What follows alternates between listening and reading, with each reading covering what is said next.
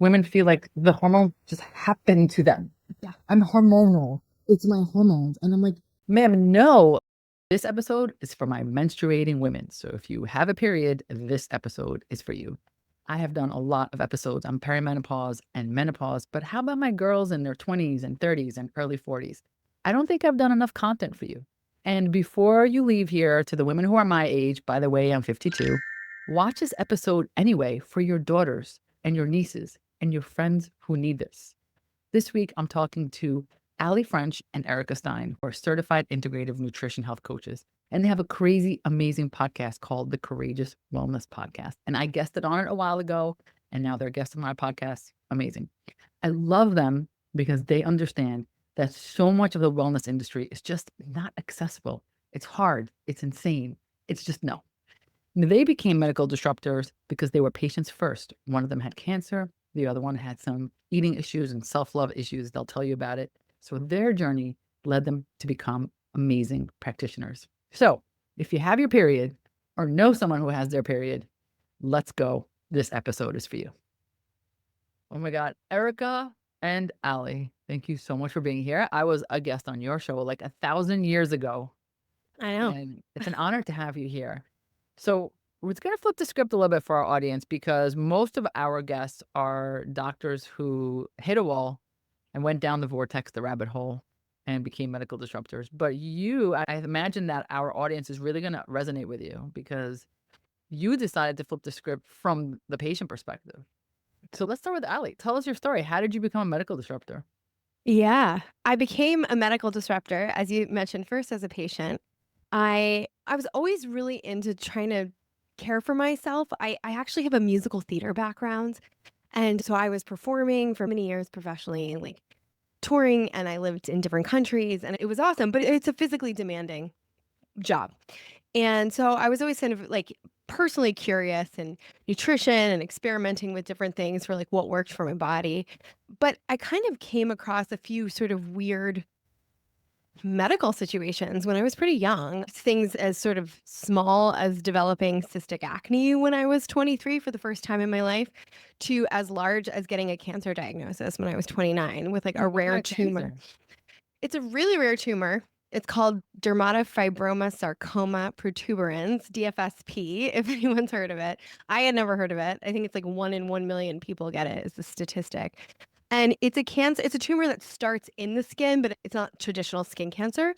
It's a sarcoma that then grows down. And basically, I didn't really see much on the surface of my skin. It kind of looked like a bruise that wasn't going away on my back. And it's interesting. I went to the doctor and I went for like because I couldn't get rid of a sort of a winter bug. It was just sort of elongated, and my general practitioner wasn't in. So I saw a different doctor in that office. And while I was in there, I said, "Hey, can you take a look at my back? This is sort of strange and it's not going away." And he literally is like, it's nothing. Just ignore it. It's probably a cyst or something. It'll go away." But it had been months and I just didn't feel right about that. So then I went back to my GP and she's like, "You know what? Let's keep an eye on it." Long story short, 6 months later, I get recommended to dermatology. They biopsy it. It's positive for cancer. Then ultimately, through a long slew of things, I wound up going through oncology and had 3 surgeries to remove Wow. the tumor on my back. Yeah. I just want to say Yeah. this always baffles me because I also run a primary care practice. Yeah. And I imagine this. I hope my patients say this about me. Uh, let's just let me send you to a specialist. Let's just ultrasound it. Let's just MRI. Like, who cares? Like, let's just, if it's bothering you and it's been there, like maybe not if you had it for 24 hours, right? But like, if it's bothering you and you've mentioned it, like, what are we doing? Like, what? It's no skin off my nose if we test it. Like, why are we not testing it? Sorry, it's just irritating. No, I mean, it's interesting from the practitioner's standpoint. I like to hear that because part of what that ignited in me was like listening to my intuition about what was going on in my body, Yes, even though my medical professional was telling me not correct. to. 100%. And so, and then I actually love my primary care physician. I'm still with her to this day, and she really helped kind of guide the process to go to the specialist. But it was a really interesting process. And Yeah, ultimately wound up having 3 surgeries. Fortunately, I only had to do the surgery, so I didn't have to do any we kind of caught it before it became aggressive. So Amazing. I didn't have to do any chemo or any radiation or anything like that. But I had to do a lot of, like, evaluating when I was sort of at home on the couch, taken out with, like, a bunch of staples in my back, and then having to go through that process again because they hadn't gotten it all. And I started actually craving different foods. Mm, I had this is a while ago, so I had been it was kind of trendy at the time to be experimenting with a fully plant-based diet, and I was sure. doing that for years, roughly. I mean, I was dairy-free. I would occasionally eat some fish, but I was borderline vegan, and I was craving steak. Like, there was no I mean, it was my body was screaming at me, and it's I've funny, heard it's this like before. have Like your you? body Yeah. just needs it. Your body needs it, and, my body needed it, and I'm someone who experimented on myself, so I said, "You know what? This is gonna go one of 2 ways, but I'm gonna listen to my body." And I went to the butcher with, like, glasses on because I hadn't No had one meat should in see so me long, right? done. And I said, "I'll either get sick or I'll feel great. I'm just Mm, gonna figure it out." And I felt amazing. And it was really crucial to my healing. So at that point, I really started to dive in deeper to my own sort of personal education in the way food affects me and how I feel. And that we might need different things at different seasons of our life, especially when you're healing from major surgery What too. by the way, I'm sorry, Um, I'm a huge interrupter, not just her. Please I interrupt. loved what you said for 2 reasons, because I want, like, our patients, oh my god, they're not my patients, oh my god, our listeners to follow. Probably why you craved it so much was because you're healing, and we cannot heal without protein. Routine. We just can't, and it's true, you can get vegan protein, but it's very hard to get that amount that you need for healing. And then I love the other thing that you said, which is, like, different for different people, for different seasons. There is no one size fits all. If you're going to your provider and everyone's getting the same protocol, you have to run. Yeah. I love that you said that. Go ahead. Yeah, so I guess I can kind of curb and how this sort of led me to interact with Erica. Yeah. Because we had met each other at this point. We were sort of social friends through our Buddhist community. That's how we met. We both Ooh, practice a okay. type of Buddhism. And so, and she's practiced her whole life. I'm 10 years in at this point. So I met her right around, this sort of happened around the time I started practicing. And so anyway, I really dug in, not in a formal education way yet, but I really dug in even deeper. And I learned a lot about blood sugar balance and sustaining my energy, and this I was still performing pretty heavily at the time once I had healed, and so I was reading a book, fast forward, I was living in Tokyo and reading a book all about blood sugar balance, and I must have posted something on my personal little Instagram, and we were Instagram friends, and she actually slid into my DMs saying, "Oh, Erica.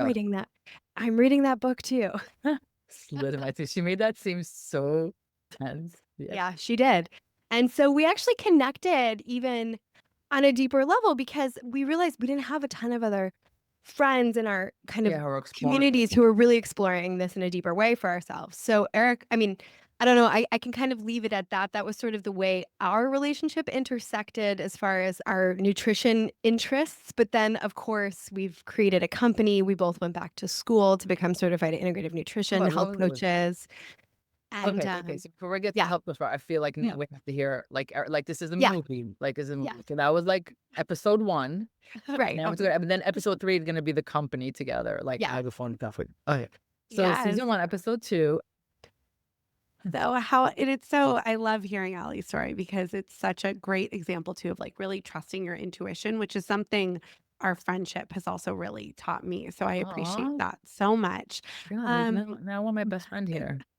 I know. But my story is a bit different than Allie's. So I'm gonna go back to childhood with mine because I grew up in a family that when I was about somewhere between 8 and 30, my family became food insecure. I would say around Mm, 11. My parents started going through really difficult financial times, and I was on free lunch program at school. My mom was working 2 jobs, and the way she was able to provide for us at that time was in between her 2 jobs, her dropping us off after school, and we would like literally sit in her office. My brother while she would work. She had a great boss who would let us do that. But what we were eating primarily at that time was dollar menu McDonald's, Yes. whatever she could get her hands on. At Yes. certain points, I grew up Buddhist, but we literally had like a church group bring us food to like Yeah. fill our pantries. Shout out to So much moms. so Shout out to working moms. truly, right? And she did absolutely the best she could because her priority was having a roof over our head and Yeah. putting food on the table, no matter what kind of food that was. And the reality was, dollar menu drive-through was that reality. And so I say that because it kind of created this food pattern for me, right? Where that was kind of, I'd say, especially between like 11 and 13, that was like primarily what I was eating, in addition to free lunch program at school, which is such a gift to so many children. But as we know, it's not necessarily the most nutritious food. But again, fed is best. Kids need to be fed. But it set up, I always carried around a bit of extra weight. And I also developed kind of an emotional eating journey of sorts, because I also come from, like, again, my family is Buddhist who celebrate Christmas, but we're culturally Jewish. So I say that because I wasn't ready. food is very emotional. It's cultural, right? So it It was is like, cultural. if you're happy, you're eating. If you're sad, you're Course. eating. You're just eating. Right. And also, like, when you don't have money, listen, I'm a first Yes. generation immigrant. When you Yeah. don't have money, the celebration is always food. Like, oh, we have an extra, we can get like a dessert today. So there's like a lot around that, a lot around that. 100%. And then when my parents kind of came out of it when I was about 14, and same. So suddenly they were like, let's go Let's out go to dinner. out. Let's eat more. It's just so a part of my childhood. But Before you go on, because I told you yeah, I'm gonna interrupt her. yeah, It's important interrupt. to interrupt because you said something so magical. You said two things that were so magical. I just want to point Yeah. out your magic. It's very important Mhm. because you're so used to hearing yourself. I need to let everyone know the pearls that I'm picking up. Yeah. First of all, fed is best. Mhm. Okay, so moms out there who are feeling guilty for whatever, like, fed is best. Yeah. And second, isn't it remarkable that you were heavy Mhm. but malnourished? Yeah. Mhm. Right? So malnourished, because we have this thing in our minds, malnourished are the kids that we see on those commercials in different countries who are clearly malnourished, physically underweight. But in this country, our malnourished humans are usually overweight because they're Yeah, just absolutely. not getting what they need to get. So it really No, it's completely twofold. And again, as a child, I wasn't aware of any of this, to be honest. sure. Like getting Hello, fast dollar food as menu, a let's kid. go. Yeah, like getting fast food as a kid, you're just like, this is great. Like you're Let's like, do I'm so more. excited. Yes. And I remember, like, I think when that church group brought us food and our pantries were like stocked with like chips and cheese. crackers and all that thing, I was like, this is the best ever. So Church. Let's go to kids, church. I think adults and parents especially are so hard on themselves. But again, I'm here to tell the tale that despite what was going on, I was a very happy child. And so if anyone else is going through that, like, your kids love is the most important thing. So Give me chills. as I continue in the journey, I'm gonna now fast forward to like post college 22. I'm still carrying a bit of extra weight. These food habits are established where now, like, fast food is comfort food, emotional Course. eating. It's a whole thing. But, I'm post grad, I'm looking for jobs, I'm dating for the first time, and I basically start blaming my body for everything that's not going right in my life, right? Or if I was thinner, if I was prettier, if I was all these things, blah, blah, blah, blah, blah, then I would have a better job or a better Sure. relationship or X, Y, and Z. And that's Kidding. obviously not the truth, but that What? was kind of the messaging that I felt and believed. And actually, I owe this whole story to a woman that I wasn't even very close to. I just knew her, like Ali mentioned. We met through our Buddhist practice. My spirituality has always been very important to me my entire life. It's the greatest gift my parents have given me. And I just called this random, but like, I called Yeah, this pretty woman in my random. Buddhist practice, or maybe she called me, but I had just gone on a really bad date. And I was basically saying to her, I was like, well, he would have called me if was thin, blah, blah, blah. The whole story about Wow, my you weight said it was out like, loud. I was like, so this was my belief system. And she stopped me in my tracks. And she just said, she was like, wow, Erica, you don't value yourself at all. Mm. And again, she had so much courage to say that to me because again, and who was she? We didn't have any sort of, but she just like kept hearing the way I was disparaging my life, right? And she said, Erica, you do not value yourself at all. And you don't see yourself as a Buddha, as this treasure that you really are. And basically, she encouraged me to, we chant in our Buddhist practice. She was like, you should really chant about like treasuring and valuing your life. And so I did. And I wrote on like a hot pink sticky note after reading some Buddhist books and inspirational things. And I wrote on a hot pink sticky note, you are a treasure. And I started chanting that way every single day. And in my largest body, my entire life changed. I got an amazing job. My past life was not a performer like Allie, but I also have an entertainment background. I was working on a couple TV shows. So I got this amazing job. And People who then, are heavy get jobs. That's crazy. right? Like surprise. What? And That's insane. also at my heaviest weight, I met the most amazing man who is now my husband and like the love of my life and just love just the best, like truly one of the best people you could ever meet. So all of this happened right at my heaviest weight. And then all of a sudden, I just started moving my body. I started Thank working out. It God it didn't wasn't happen at your conscious. heaviest because there's Yeah, no way right. you would like remove that belief system. And have this whole, because then what happened next, as I say, so that's why it's like the self-love component, but then a weight loss component comes next. Right, So but in that order, it was not the thing, you're not right, the other like way. Not when you beat not yourself up. even. Not when you bring No. yourself down. And from Wow. completely. And I love that Like, it was a stranger. It had to be a stranger it because had to everyone be. else was already so used to Yeah. your messaging Mhm, that it mhm. didn't strike them as odd. And you needed someone to be like, what the F are you talking about? 100%. Or Wow. another friend, like when I would talk to my girlfriends, they'd be like, oh, like, screw that person. Do you know what I Right, mean? Or like, right, he's right, not right. the one for like, it's kind of like, Right, right, she right. kind of just cut through all Like, the no, the man. BS. Yeah. And Wow. so from there, as I just like my whole life changed and I kept doing that prayer of like really treasuring and valuing my life. And I ended up finding I started like just wanting to like move my body more and like I wanted to start taking care of myself. Like it wasn't super conscious, but I found a workout class that I really liked. And I only started going to 2 to 3 days a week. I didn't Yeah. consciously change what I was eating. And about like 9 months later, I ended up losing 50 pounds. Wow. And that'll get into my nutrition, just like the whole journey that Allie alluded to, which led me back to her. But that was a wild experience in itself because it wasn't like a conscious weight loss, right? Like I wasn't trying to You weren't lose going on the scale every 5 minutes. no, like You I loved myself, right? Like I loved, you were just valued, enjoying the workout. appreciated Imagine that. and treasured myself. And then what happened though is when I remember the moment I had to do an event for this. I had to go to this event that required like it was like a black blazer, black pants. And I hadn't done it in a while. And I pull out my black blazer from the back of my closet and I put it on and I was swimming in it.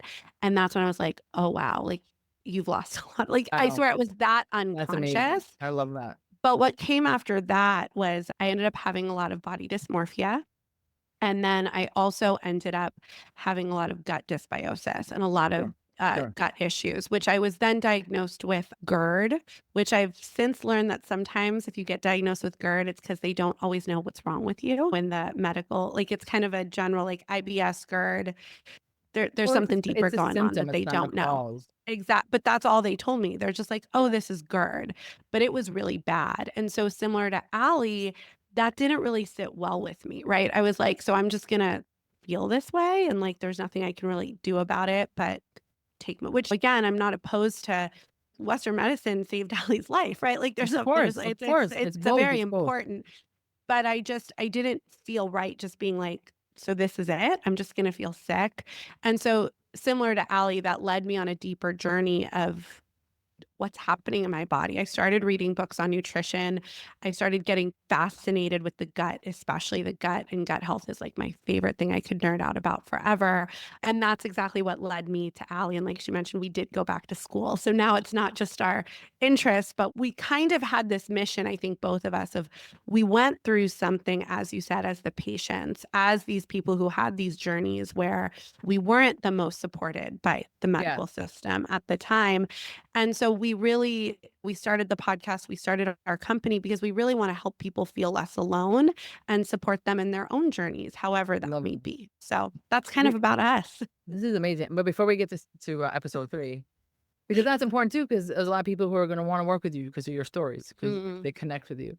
You said something that also I found interesting in the inverse. You were like, I was just happy and I didn't realize, and then I put on my suit and it was Yeah. taking it. But I'm sure there are many people who the exact opposite is happening, right? So they're not aware how sad they are or how much they don't appreciate themselves. And then there's a slow decline that they're not noticing. And then they one day have to take out their black blazer and black pants and it doesn't fit anymore. Yeah. Right. And so now they're like, how did I get this far gone? And sometimes it's such a feeling of desperation. Like it feels so Herculean. So I think especially after the pandemic too, like even for myself, like weight is not linear. So, right, like I lost 50 pounds. I've gained weight since the pandemic. Do you know what I mean? Like I think our bodies are a journey. So I can understand both sides of that too very much. And I know this is clear to you, but I just want to make it clear to our listeners so that none of us really care about weight. Exactly. Yeah, don't care. Like we happen to be talking about weight in this moment, but we're really talking about health at any weight. 100%. We certainly have thin people who are very unwell. Yes. And heavier people who are killing it. 100%. Yes. Yeah. So, and that's the same too. You could just be like, how did I get this unhealthy? And you haven't realized that this is how you did. So, okay. So you guys met because Erica slid into Allie's DM. I did. Yeah. How very gay of you, even though you're both very straight. I know. Yeah, a little rainbow, wearing a rainbow It's sweatshirt. too bad because we are good. We're really good work wives. It'd be good. It'd be good. It's the shame of my life, I swear. I'm so sorry. I'm so sorry. Truly. I mean, I'll accept you as you are. Thank you. Okay, so you both decided to go to school. Did you go to the same school? Yeah, for we nutrition, went together. we did. Yeah. Okay, we went to the Institute for Integrative Nutrition in New York, which actually was fun. Like it was pre-pandemic, so we I was could gonna still say like you went live like in some of it was most of it was online, but there were events and conferences and stuff in New York, which were fun to go to in person with like amazing speakers and so it was a different lectures. It was a while ago that we got to do that and do some of it in person. And you're like, we're doing this differently. What was the thing? What are we doing? What was the vision? Well, I think we started the podcast first, interestingly enough, and that started to get legs. And it was really so that people could share their journeys, just like we just shared ours, and so that people could feel less alone in their experiences. And we wound up starting to get more and more sort of experts in different fields, like across the wellness space. And that started to happen organically. And then we decided that we wanted more formal education too, so that we could speak to it in a way and show up also, because our roles as hosts started to change a little bit. Yes. And so we thought it was important to have some actual credentials behind it. And I think also one of this things for us, and at least for me, was that we know that you can go to a doctor, you can go to a registered dietitian, and they can give you a list of things to do and change. But it's not that easy, right? People need support. Lifestyle changes, habit changes. Yeah. It's so much deeper than just eating certain the things on the list are like, what's a leak? Like, I already, you know what I mean? The thing on the list. I love leaks. Me too, but the list for some are so I didn't know what a leak not was. Attainable. Allie's the cook, not me. Yeah, I was like, Allie has taught me what a leak is. Let me tell you. No, and that's great that you have the two different spectrums. Yeah. And what formal education did you get? So we got certified as integrative nutrition health coaches, and then I did some advanced coursework in hormone health, and Erica did advanced coursework in gut health, so we could kind of focus a little bit more specifically. Those two things are also intricately linked. And we started doing courses. We started getting asked to do everything from charity events to corporate events to, we have a hormone course coming up this week that we're doing for a group. And then we started also taking on more individual clients. But a lot of our demographic are people, mostly women, who are in their sort of menstrual years. And so I think it's also the understanding of what's going on with the gut, the impact on hormones, how we can balance our blood sugar, things we can do just to feel our best and feel optimal. Because I think it's interesting, especially like we're women in our 30s, and there's an interesting shift that happens with like a lot of stress generationally. I feel like after 10, 15 plus years in a high intensity sort of workforce. And so anyway, I think we've seen specifically with with primarily the demographic we work with. I work with people of different genders too. It's not just women.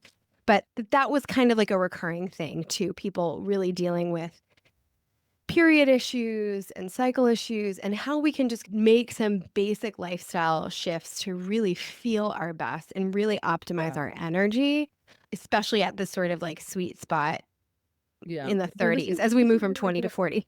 And I'm loving that, like, you're specifically targeting this, because I would say most of my podcasts, because I also tend to work with the older patient, also men and women, but predominantly women, because I think women are the ones who are most dismissed in healthcare and so Absolutely. searching. So, and women are also more willing to be vulnerable, and generally tend to be more receptive to coaching. So they're like, help me. Like they're more Yeah. ready to say that. Generally speaking, nobody throws a shoe at me. But I don't think we have a lot of people. I think I have one other guest who is specifically for the menopausal woman, which I think is really great. It's a great differentiator. I'm sure you'll take of different ages, but it does take a different skill set, as I think it takes a different skill set for the postmenopausal woman. And the menopausal and perimenopausal woman, a lot, sometimes I feel like women feel like the hormone just happened to them. Yeah. I'm hormonal. It's my hormones. And I'm like, ma'am, no. Like, yes, your hormones, but that's like the end of the sentence. Like, there's so much we could do back here so that these hormones are not doing all these things for you. And like empowering women to be like, no, we can control it up here so that down here it's not doing all of this. Yeah. So I'm loving that you're really like clear on your demographic, because these women need you. Yeah. And I think what I've learned for myself, I'm 38, pushing 39. And I think it plays into so much, but the more and more I've learned too, the more I know what I do now will affect my experience 10 years from now.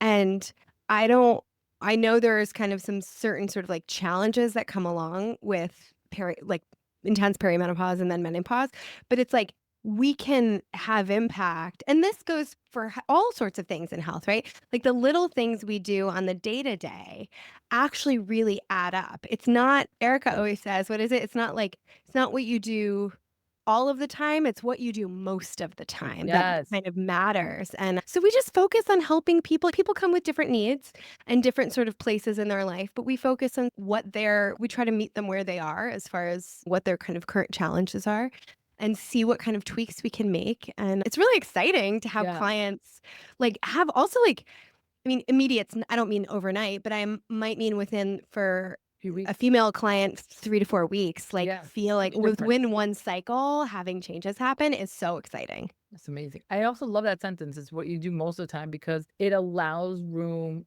for not being perfect. Yeah. Because anyone listening, if you think any of your health gurus, including me, are on point 100% of the time, that's what you see on Instagram, but that is not it. You will catch me with a martini in my hand. Yes. And I tell my patients this all the time. I don't take on patients anymore, but I used to tell them all the time, because it's not realistic. Because if you think that's how it looks, you're not going to do it. No, 100%. I agree with that so much. And it's so surprising even when we first got into the wellness space and you'd meet like these people with these big brands in person. And it's like they're actually so much less like dogmatic than their internet personalities make them out to be. Correct. And I think I think that's really important too, because I think that the dark side of social media makes it look like, oh, everybody's just perfect all the time. And it's like, you have to remember, like, people are selling a brand and selling something. And I think Also Allie and I have this. educating, though. You're also educating. Yeah. It's educating, and it's right. But it's like, it's creating something on the internet. And I think Allie and I have been at this now for 6 years, and it's been like a steady great growth, but we joke sometimes that if we were more dogmatic or because we're very much the middle way. And I think sometimes the middle way is like a harder thing because it's not as like flashy. It's not as sexy to sell. I think there's something like, as Erica said, I'll never forget. We went to like when we started going to events, right? And we're in LA. So there's like some intense quote unquote, what I call it like quote unquote wellness community here, which some of it's a little intense. Not well in many ways. Not well. But I'm like, oh, this person's actually like way chiller in person. Like, but their internet personas, as she was saying, have to sell something. And that's, I think, just a good, like, I think there's so many people. It's great to have like inspiration online. It's great to find people that you want to follow. But to try to like self-check if something feels like pretty dogmatic And protocol. I'm not saying that, like, listen, certain things depends on is also if you have like certain real like severe health stuff going on, like sometimes you have some really intense protocol that your For sure. Like practitioner will give you. Yeah. Of course, for a temporary set of time. But even within those protocols, you're right. There are protocols like the AIP protocol, like, but even within those protocols, there should be variations. Because if you say to somebody, I need you to be in an AIP protocol, and they're like, but every single time, I don't know, I forgot what's an AIP. Like every time I eat chicken, I have hive. Okay, well, we modify that. You know what I mean? Like, there's still modifications in there. But I love you saying, like, you're like, I'll have a martini. I just think it's really like, important to have. It's human. It's like, we're still humans having this human experience. But you're right. Your growth would be exponential if you were selling one widget or very much a black and white widget. And that people tend to go to that. I mean, that is just human nature. Yeah. But they also don't stay there. Yeah, exactly. There's no longevity there. And then they come to you. Yeah. And they come to you. And it's a different person that comes to you. But you're right. Being in the middle of them, being realistic. So tell me the kind of, so obviously PCOS. Yeah, that's something that comes up a lot. Yeah, I haven't had a ton of people that have come with sort of extreme autoimmune. I find PCOS is so common. It's a spectrum, so people come with presenting different symptoms. But it's like kind of wild how common it is, especially, I don't know, for women in their 30s. Well, yeah, of course. And so what else comes your way? What else besides PCOS? Like just intense sort of PMS. I think just like the normal sort of like, oh, I feel like shit for a week or every cycle or 2 weeks. If it's more PMDD, I want to rage, like the emotional stuff. I'm going to cut off all my hair. Yeah. I have no energy. Maybe it's the way I always say, your period is like a little bit of a report card. So you can get a lot of information from your period each month and how it's presenting. So oftentimes, like, what do you mean by that? What do you mean by that? Well, like, what is the color of it? What is the flow length? Are you in a roughly 28 to 34 day cycle? 28 sort of optimal. It can be less than that, but nothing with a super short luteal phase. You have to observe sort of the different, like, part of what we do is a lot of education, because I think, like, we were raised, Eric and I have talked about this all the time, like, even understanding what the infradian rhythm is, the 4 phases of the menstrual cycle, we learned about in our early 30s. And that's like ahead of the game. Most people have no idea. Most people have no idea. And so it's period, not period. That's it. Yeah. But to understand really like what's going on with our body and what is going on with our hormones, even on the most basic level, like from week to week throughout the month, I think that's like a place that I start with often. And I know you've had clients. Yeah, I was going to say, I can even speak to the report card as somebody who I went off of the birth control pill, I think maybe 2 years ago now. And I had been on it for almost 10 years, but just to prevent pregnancy, right? That was the reason I was on the birth control pill. I didn't think I was masking any other issues, right? Like I didn't go on it for any other reason, which I know a lot of women are prescribed birth control for a lot of other issues. And so I go off the birth control pill and I'm fine. My cycle comes back. Everything's great. And about a year in off of the pill, I start having PMDD symptoms, actually. Wow. I've worked with Allie. Allie's my little health coach when I listen to her. So just, like I said, but I all of a sudden these PMDD symptoms started coming about. And if you're not familiar, which I'm sure if you listen to this podcast, you are, but the cycles that we go through are, we have our menstruation, and then we have our follicular, and then we have our ovulatory, and then we have our luteal, and then we menstruate again. So that's kind of the cycle women go through throughout the month. And it's kind of an inner winter, an inner spring, an inner summer, and an inner fall. And so the luteal phase is where a lot of women experience their most discomfort, at least for me. So Is that's your when luteal in the winter? your It's luteal feeding.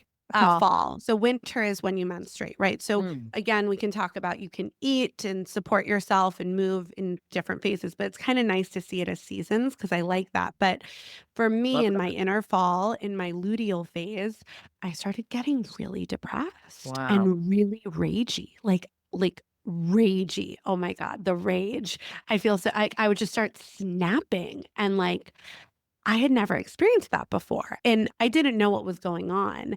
And it did hit me throughout this journey where I remembered that when I was in high school, I was like a monster on my period. And Wow. I actually had my friends and family, it was like a running joke where they'd be like, "Oh, Erica's PMSing, like don't go near her."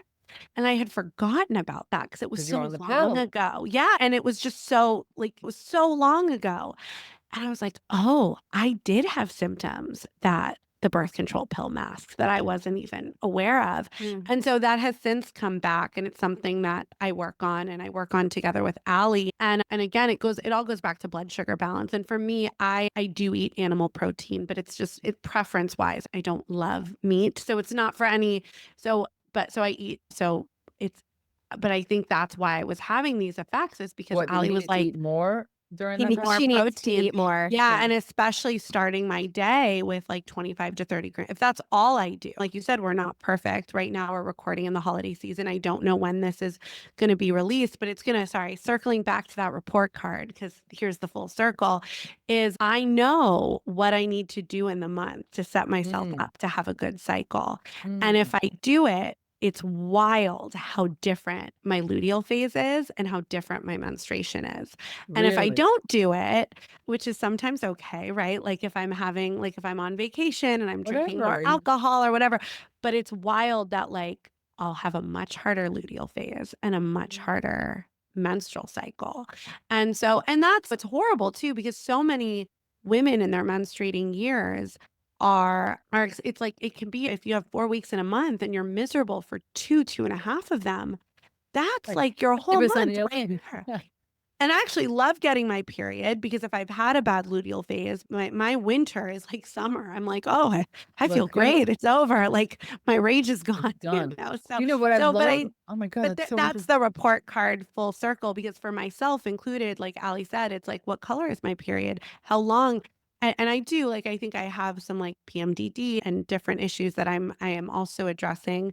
And again, for me, having only 1 or 2 days of like ragey depression that's a good report card than having 12 days of it, which has happened to me before, especially when it first Yeah. started. So yeah. Really enlightening. Thank you so much. Like both seeing it as a report card, understanding its seasons, but also knowing that you have within a month you can control things, right? So like anyone was like, oh, it's gonna take so long to see changes, like back to the point, like you can control it within this month. And then to your point, also you could also be like, no, I'm drinking, I'm going on a cruise. But then when you feel bad, you kind of know it's okay. I'm gonna come Yeah. hop right back in. Well, and I think that's why Ali mentioned the education component. I think in what we do, be it through the podcast or with our clients, I think that is so important, because even for myself, like I didn't know any of this until I was like 32 years old. You know what I mean? Or like between 30 and 32 years old. And that's unbelievable, right? Like as somebody who's been getting a period since I So was good. 13 years old, or I think 12 or 13, right? I So started good. menstruating. Just that. I'm already Yeah. like, wow, I know stuff now. And Amazing. so for anything like with our clients, with the podcast, it's like, here's information and you can do with it what you want to do with it, right? Like even myself, like I said, like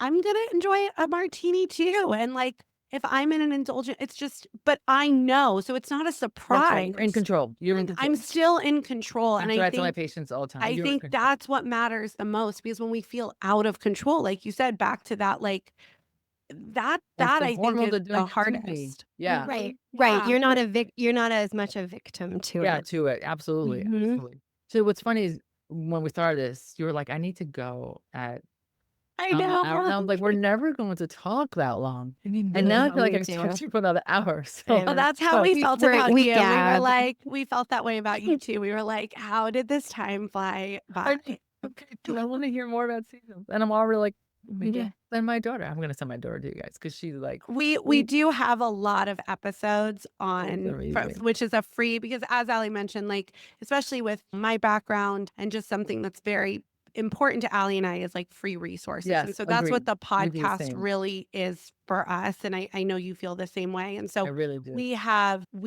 a handful of episodes, even just in the last year, on all of Cycle this. cycle So syncing. yeah, you That can is find so good. anything. We talk about it That's quite so good. often. Yeah. So tell us, our listeners, Mhm. so how they reach you, and basically I'm hearing that it's anyone with cycle issues or anyone with PCOS, obviously that's cycle issues. Anyone Yeah. else that we're missing? I have a lot. It's interesting. I don't know if it's because of my own background. We've seen this. I'm sure you see this. There's a lot of younger people out there who are dealing with kind of more and more scary medical diagnoses, right? Like we even Yes, know that yes, colon yes, cancer yes. has like skyrocketed sicker. from 30-year-olds and whatever. I've found people recently that have come to me who have been through whether it's some form of cancer and are now taking a new sort of interest in what they can do to create sustainable health for themselves Yeah. from like an empowered sort of habit building. So that's a little bit broader. Obviously, like that includes men and non-binary people too. So it's like Sure. Anyone who wants to everybody, get better. what'd you say? Anyone People who wants want to get better. Yeah. Yes. And that's something that I'm sort of sad to see that like people, friends and acquaintances and just people like my age and much younger have gone through things like True. breast cancer or brain cancer or all of the above, but or intense sort of other sort of medical issues.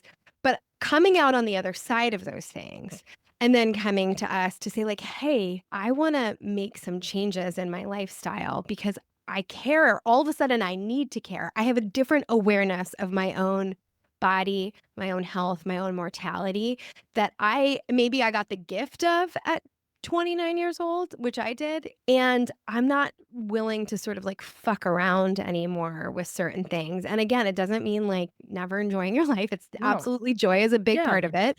But it also means like taking preventative health and lifestyle stuff much more seriously because I think that's the thing. I think a lot of people wait till they get sick. But when you get sick at 25 or you get sick at 32, you can't be like, "Oh, well this is what older people deal with," right? This is 100%. Oh my God. so I'm sorry. the I just want no. everyone, I want so many Yeah. people to come to you in this age group, even if they're like, well, I don't really have a cycle problem or I don't really have this, because I interviewed Dale Bredesen. He's like the father of Alzheimer's. Like he has created a prevention protocol and a reversal protocol. And he's like, and the studies are showing that the changes are starting in your 20s, Yes. right? Not 5 years before the dementia. And not 10 and not 20, like in your 20s. So if there's a part of you that just wants to optimize, you need to see Ali and Erica. Like you don't have to have an abnormal cycle. No. Yeah. No, and I also, on the other end of that, like I said, like I also do work with a lot of people who have emotional eating backgrounds or Ooh, that's trying to, important. yeah, because of my own background with, and it's not even like I said, like, yes, I lost 50 pounds, but I weight is not indicative of health all the time, Yeah. as you mentioned. So like I'm also still the healthiest, even if I'm 10 or 15 pounds up, right? Like it's not all indicative or even more than that. It's a journey. But I do work with a lot of people who have gut issues and emotional eating issues as That's well. So I think that's so something that, and like Ali said, like hormones and gut issues and emotion, they all connected. typically, everything is really connected. Yeah. I think that's really important. I just want to say as we come to the end of this, because so when I saw patients, by the way, I saw the opposite of 40 and up. I didn't see anyone under 40. But one of the things that would come up a lot were people who had eating issues, any type of eating disorders or just emotional eating.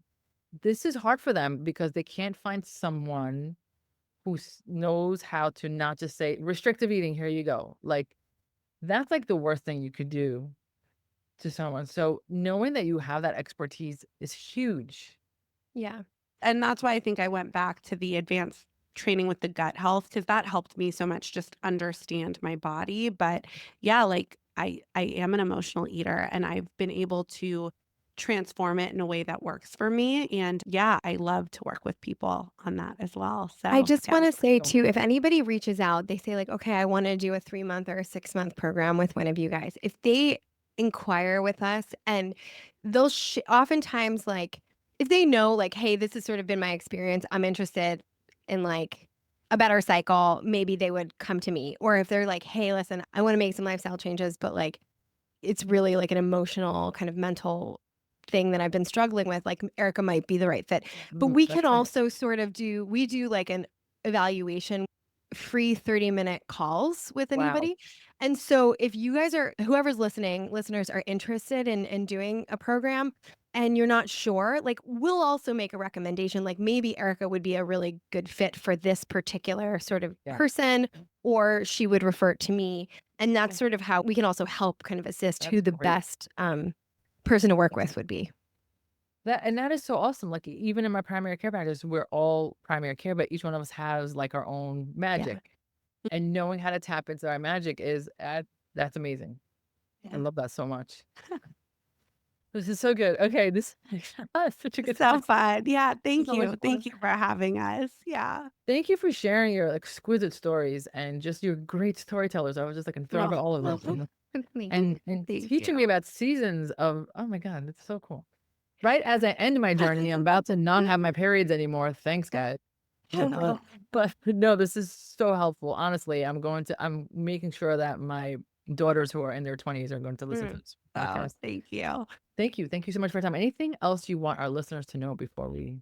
We release episodes every single Wednesday. We have a catalog of 350 plus 60, yeah. episodes. Yeah. Right. So we have something for everyone. We deal with physical, emotional, spiritual wellness. We cover the whole gamut. And then, yeah, you can reach out to us at courageouswellness.net. So that's kind of where everything is. So, yeah. Amazing. And I just wanted to leave, like, this is what we always ask for, a book recommendation on our podcast. So I'm gonna offer one, just because we talked so much about hormone education today. And one of the first people that really opened my eyes and is deep in this work is Alyssa Vitti is her name. And she's written multiple books on it. And one is called Woman Code. And if you don't know, if you're a female and you menstruate and you don't really know about your cycle, I highly recommend that read. Wow. Okay. Woman Amazing. Code by Alyssa Vitti. And she's written many things. And I think that was one of her first books, but it's a little older now, but it's like, it just breaks down What you need to know. the cycle. Yeah, what you need to know. Amazing. Amazing.